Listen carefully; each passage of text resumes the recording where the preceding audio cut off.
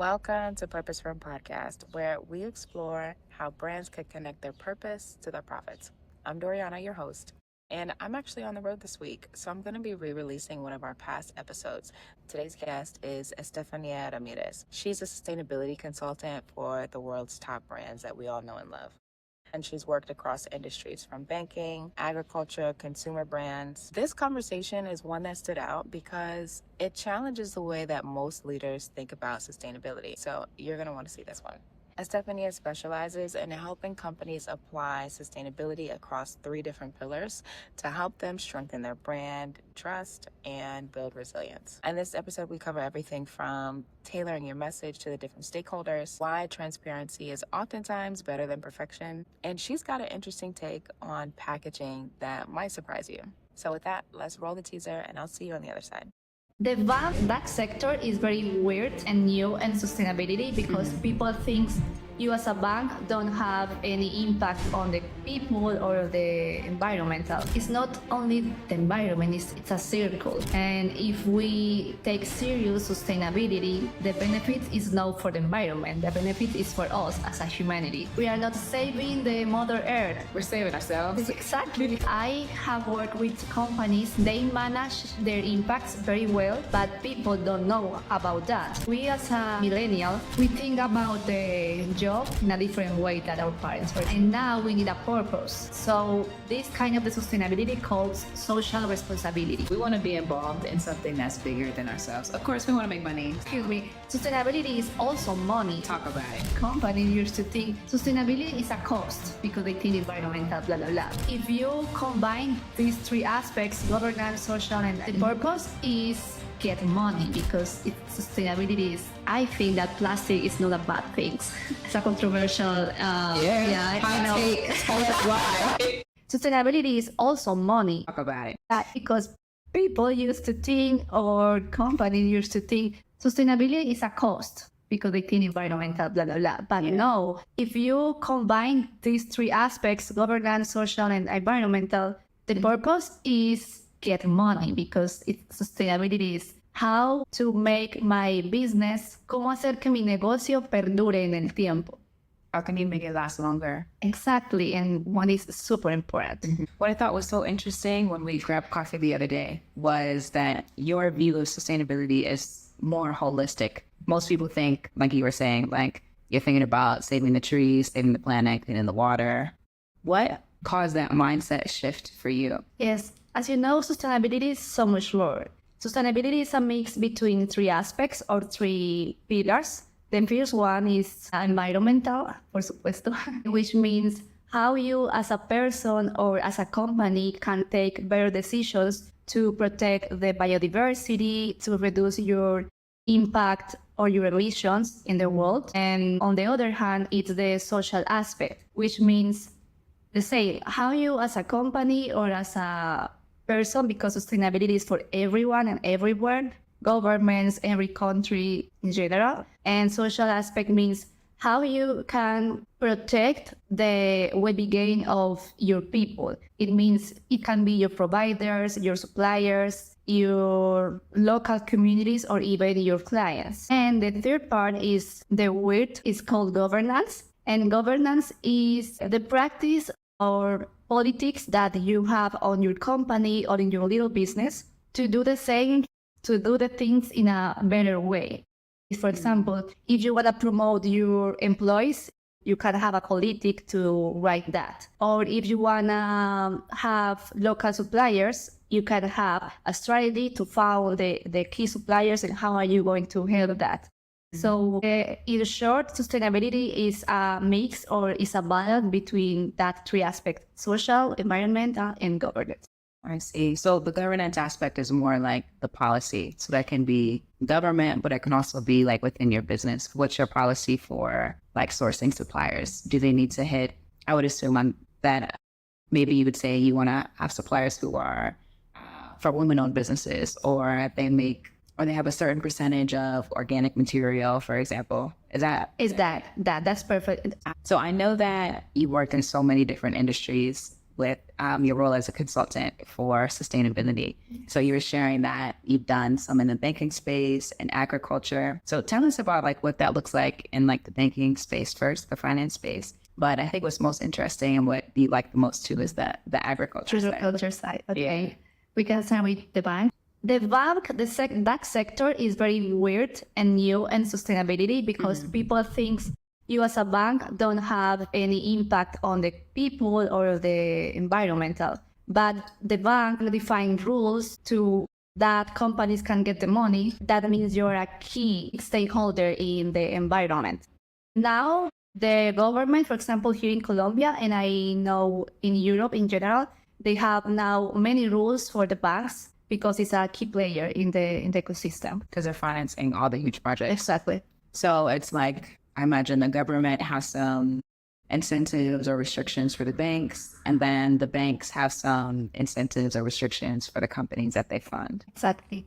The best example for that maybe is the net zero or emission reductions with climate change. So if I'm a company and I need to invest in, I don't know, for example, new cars or new things for my business, I can have a loan and say to the bank, okay, I want to apply to green industry, but I need you give me better interest in. It's a win-win because the bank complying the mandatory regulations, and you as a client or as a big or little company or little business are winning with reduce your effort to do that. I see. So you have like the monetary incentives to get the better interest rate on your funding. I see. So you've done some work on the banking side, and now you're primarily working on the agriculture side. So what does that look like? What are some interesting projects that you're doing now? It's a perfect mix between environment and finance or economic impacts. I mean, are located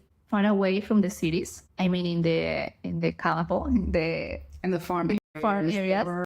Yeah. So they also are a important player in that zone because people can have a job in the beginning, so you can see the social aspect over there. I mean, human rights are very important, and for example, sugarcane used to have many issues with human rights before, but now, thanks to the sustainability, to the governments, and thanks to the customers, as you, as me, are demanding for better human rights practice to this kind of people who works on the land. On the other hand, they have to manage their impacts very well because they need a lot of water to produce the sugar, for example, and also they have a huge circular economy system. So in that case, I can see that the whole sustainability, and I can learn a lot about environment, about communities, about policies. That's why I really like that kind of sector.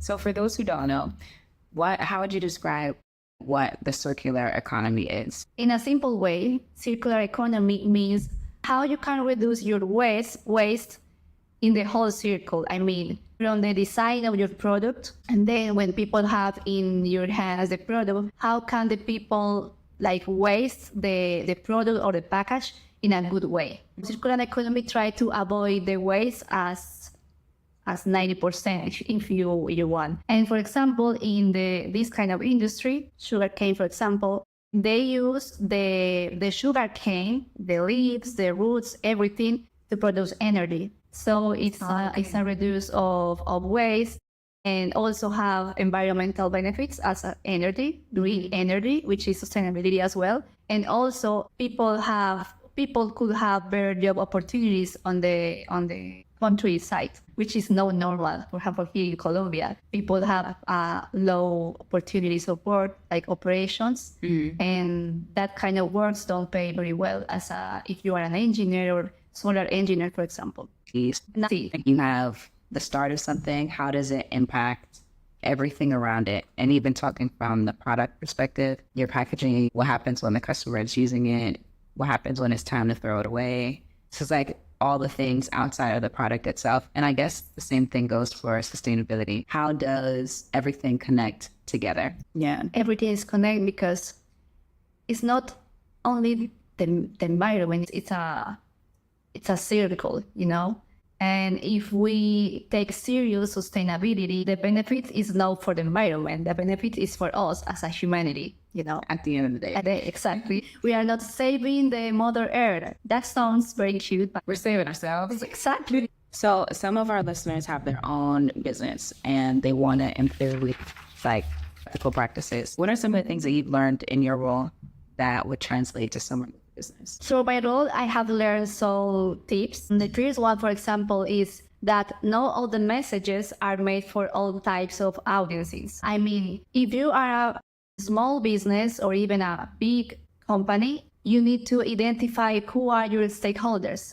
And I know stakeholders is a very technical word, which means you have to identify who are your people, who are your providers, if your providers are locals or is on the foreigners, who are your employees, if you have a mother in your team, who are your customers. And then when you identify that, you have to be sure what I want to communicate to what kind of public. Because, for example, your customers or your clients, maybe they are interested to know more about your environmental practices or where is your raw material comes from. But maybe your employees, they are interested to know how I can grow it on this company and things like that, you know? So you have to choose the correct message because not everyone want to know the whole thing about your business. Yeah. And it's so important, like tailoring your message to who you're speaking to. As we were talking about the other day, the way you talk to your customers in terms of your sustainable practices, the things that they care about is probably going to be different than the people that you have to report to.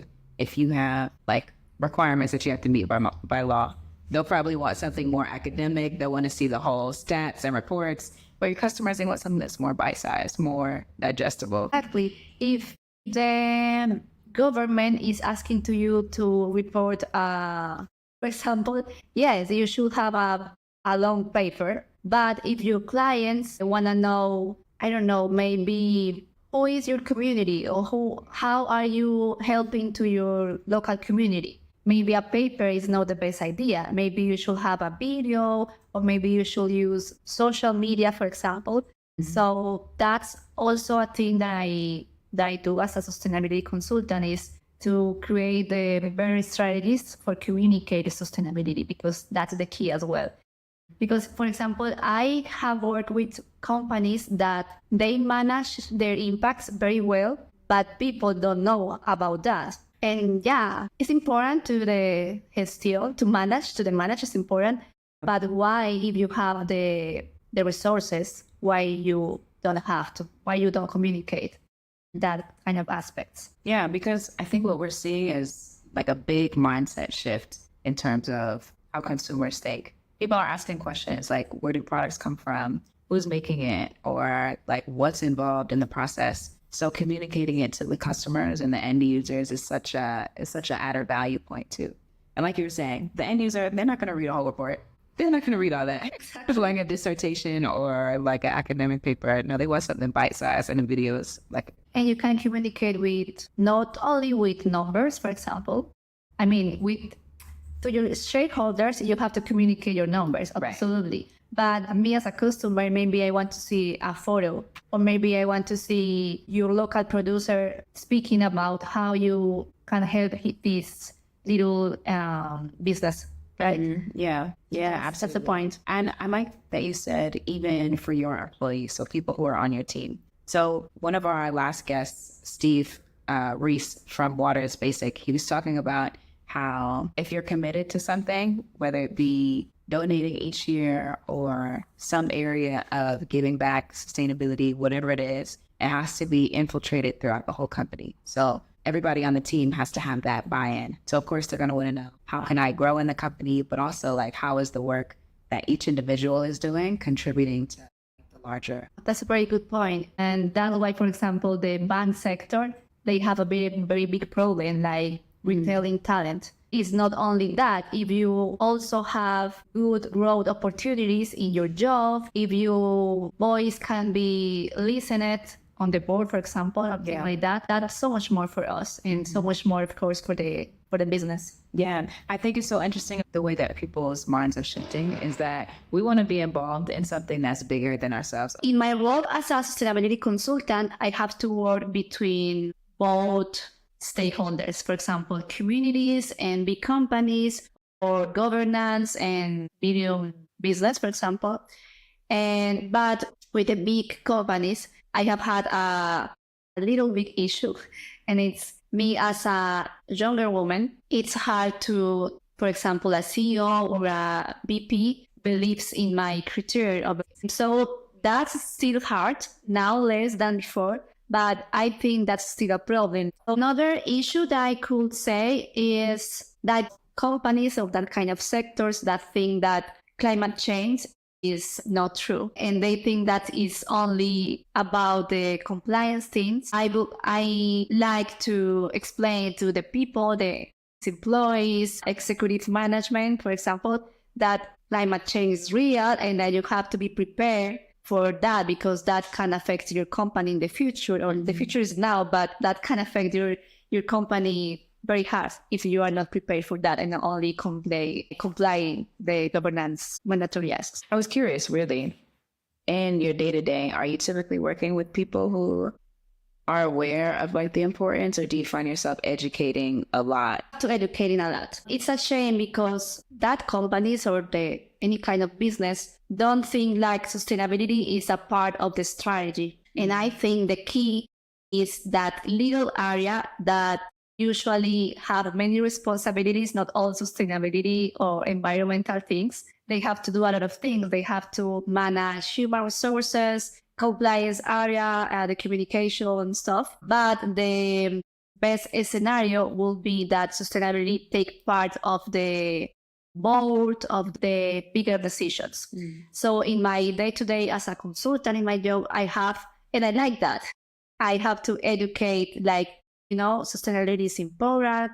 You should take responsibility about your actions, but it can also provide you benefits, economic benefits, of course. So yes, I have to educate a lot. Yeah, it's interesting you were saying, like, especially with some of the bigger companies that you work with, their sustainability department will be 2 people and they're doing like 3 jobs. Like, that sounds like it would be such a hurdle to navigate, because it's so much more than just what does the law require? Like, what reports do I have to do? Or going beyond saying that you're being sustainable or bragging about one small thing that you're doing. It has to be involved in the strategy. So what would the ideal setup be for a company that wants to focus on sustainability? Having it involved in the full strategy, and what else would that look like? For example, a business that are starting now, for example, they could be a good idea if they think about sustainability in every decision that they take. For example, if I need specific raw material, you should think where I can get my raw material. Maybe I have a local provider that can provide me that thing. Or if I have to search a foreigner producer or something, like, that's not bad, but do the best decisions for your business and for you in general. Or for example, if you need to hire people, maybe you want to have a bigger social impact and you should have younger people than senior people. Better decision in every steps of your chain. And now that inspires you to think in general and to think about the future. Yeah, it sounds like really having a clear idea of what your goals are for sustainability and in what areas, and then implementing in every area of the business. So like you were talking about how you're deciding on choosing the suppliers, or how you're deciding on like how you're doing hiring. How can it be in every area versus like just the sustainability department or just the communications and compliance?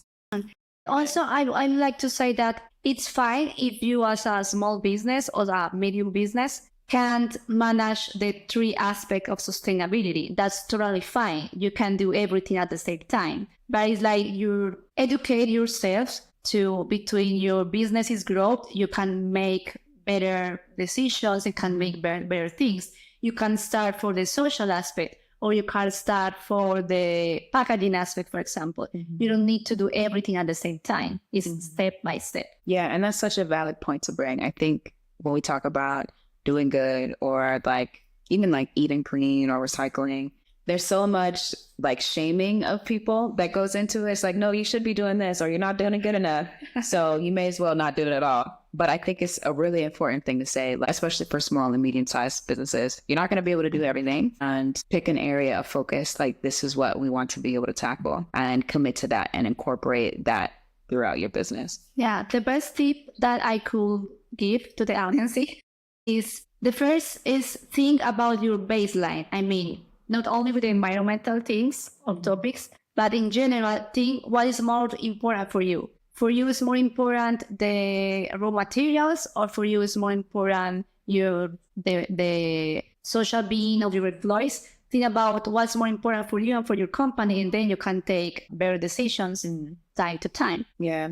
And one thing that I've seen in like impact reporting for companies who want to be transparent about what they're doing is that they're just open and honest with where they are. Some goals that they have achieved, some they're still working toward improving. And if they're doing really horrible in an area, I see people really appreciate is that they're just open about it. I say, okay, we got really high carbon because we are shipping by plane. However, this is what we're doing to be able to change that. Or like bringing the customer into that decision making. So are you okay with receiving your order, maybe a week or two later because we can deliver it in a batch with some other people? And that's something that people really appreciate, to be able to be part of that decision making and working with the company to reduce the emissions or whatever their specified area is. That's true. We as a customers and we as a millennials, for example, for us it's more important that transparency, that bad actions like, for example, greenwashing. Yeah. So if you as a brand have mistakes, which is totally normal, it's better that you can think about how are you communicate that mistake or that thing, but not communicate, I don't do that, I'm perfect, So for us as a customer, as a clients, is very important transparency and ethical business. Yeah, absolutely. Even when it's not perfect. Even when it's not perfect. Yeah. Me as an environmental engineer, people think I should do everything well the whole time, and that's not true. I also have mistakes. I also drink plastic beverage and things like that, but it's time to time. Yeah. And I can do everything well the whole time. But for example, when a brand changes the beverage packaging, usually it should be plastic. I think that plastic is not a bad thing. It's a controversial. What? Because if you as a country have the correct infrastructure to recover materials, that could be so much better than if you have paper packaging, for example. And what's the end of that? That was different. So right, because you can't reuse that, or can you recycle it? It's pretty hard to reduce paper packaging or green packaging. That's not true, actually. You can do that maybe in some countries in Europe because they have that kind of infrastructure, and that's fine. But in Latin America, we don't have that kind of structure. If you as a company and you educate your consumers, plastic can be your friend and not your enemy. I think it's so important what you mentioned, like the context. It's not a flat answer that this is the solution everywhere, because it also depends where. Where are you? Where are your company? Who are your clients? It's not the same if your clients are Gen Z or your clients are millennials, for example, because we don't have the same concern about many things. So yeah, you have to think about where are you in this moment, where are you selling, which kind of products are you offer to your clients or your audience. Are there any trends in sustainability that you're excited for? Yes, there is one trend that I'm very excited for, and I have speak about this in our conversation. It's about the social aspect, about how customers are asking to the companies to get more inclusion. And it's taking more importance now, thanks to us and thanks to the customers, thanks to the people who are thinking more about social than about environmental aspects, for example. And how they completely tie together. Yeah, exactly. In general, inclusion, human rights, and that kind of social aspects in the work environmental is getting more important now. So you're excited about the social aspect. I'm very excited. Yes. Maybe the people is expecting that me as an environmental engineer thinking about, I don't know, less plastic or But you like plastic ones. or reduce emissions to reduce the climate change. Yes, that's important, but people are working a lot on that actually. And governments are working a lot about that. Not everything is perfect, but I think the social aspect needs more attention now. And that's happening now, and I'm very happy for that. See. So when you think about what you want to be remembered for, whether it be related to your work or just in general, what does that look like for you? Very hard question. Me as a professional, I think I would like that people remember me than like people think about me like a young woman, which is not afraid to speak the truth to the companies, to the people who have to take better decisions. I want to say that me as a woman, I don't feel afraid to speak loud about why sustainability, why social and environmental aspects are important for everyone. That sums up the interview. Thank you so much for coming. I feel like this was a really amazing conversation. I learned a lot, and I'm sure it's going to be super valuable for everyone who watches too. I'm really happy to be here. Thank you for having me here. Thank you so much. Thanks to you.